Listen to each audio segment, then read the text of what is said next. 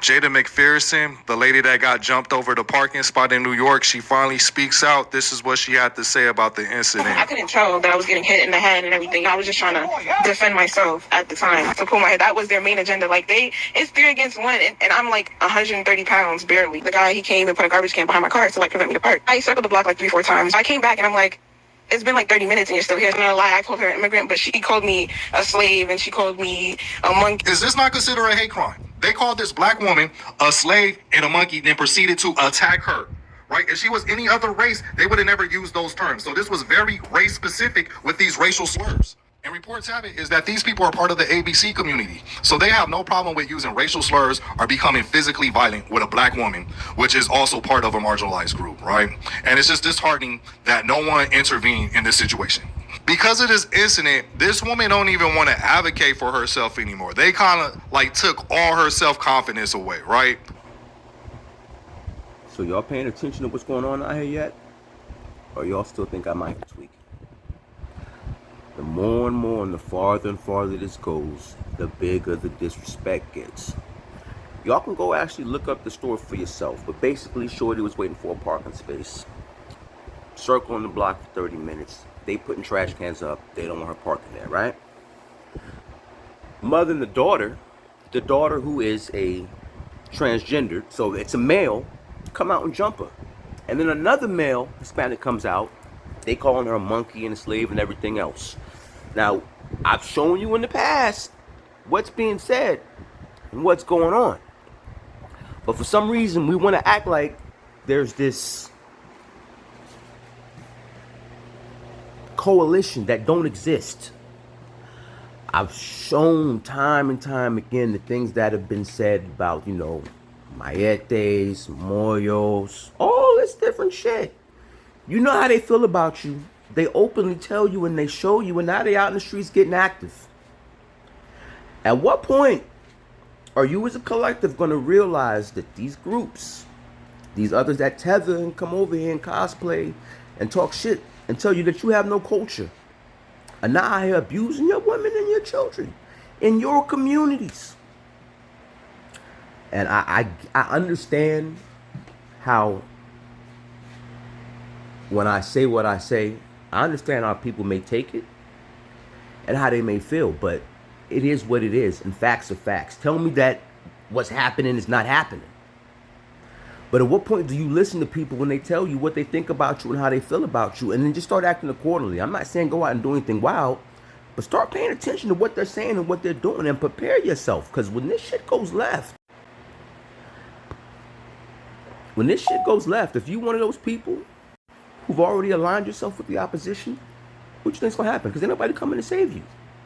And the people that you call your people are gonna dog walk you. They're already doing it. On your dime.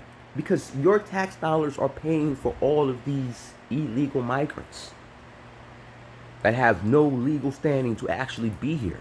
And that is a fact.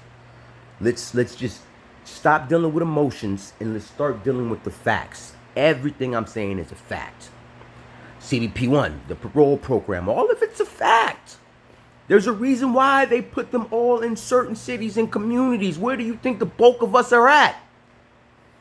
But don't nobody want to talk about that. So now we've got women being set on fire on our subway systems, getting drunk by transformers and they mommy daddies, calling them slaves and monkeys.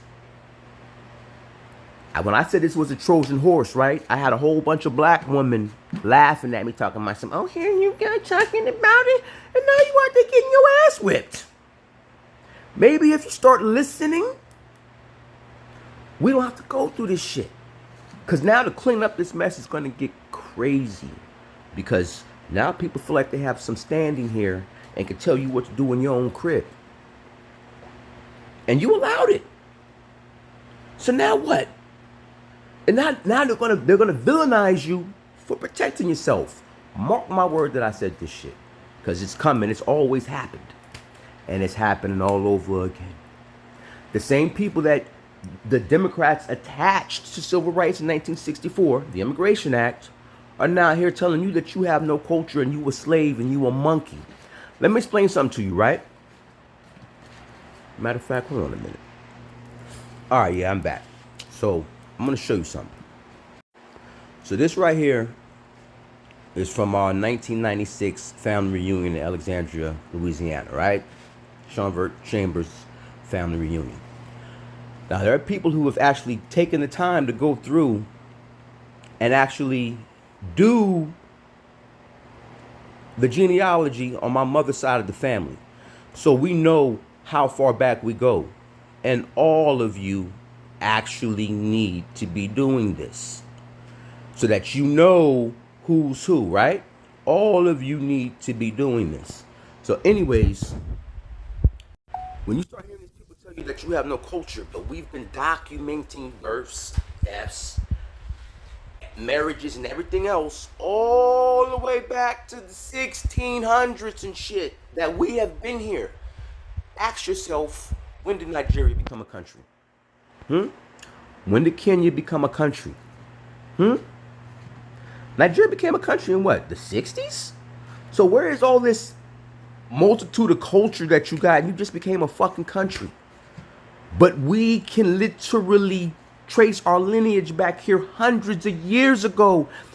And my daddy is older than your fucking country. If your cultures were actually so great, you wouldn't be here living amongst us, cosplaying us, and talking shit about us. And y'all need to stop listening to them browbeat you to death. Because you see what has happened at Essence Fest. Now, when they take over the Taste of Chicago and everything else, and then you got these little, you know who's out there just beating the brakes off of people for parking spaces, monkey slaves.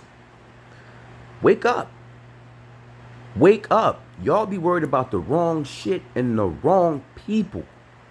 And the people that you align yourself with are the ones setting you up because they put you on the front lines to push their agenda every time. But you're still waiting for what was promised you in a document that goes back almost 200 fucking years. 150 years, basically.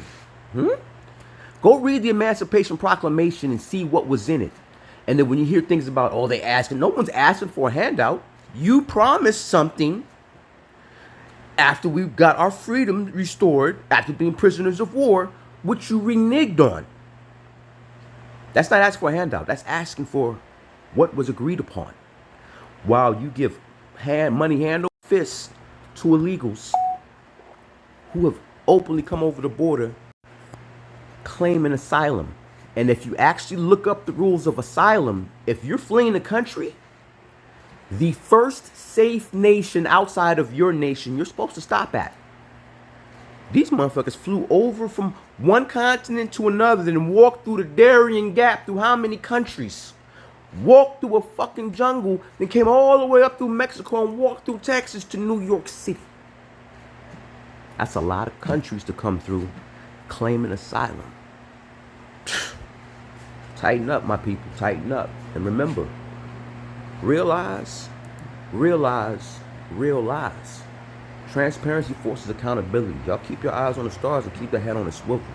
Because if you can't see what's the writing on the wall is, if you can't see what's about to happen, when it goes left, you're going to get caught out there sleeping.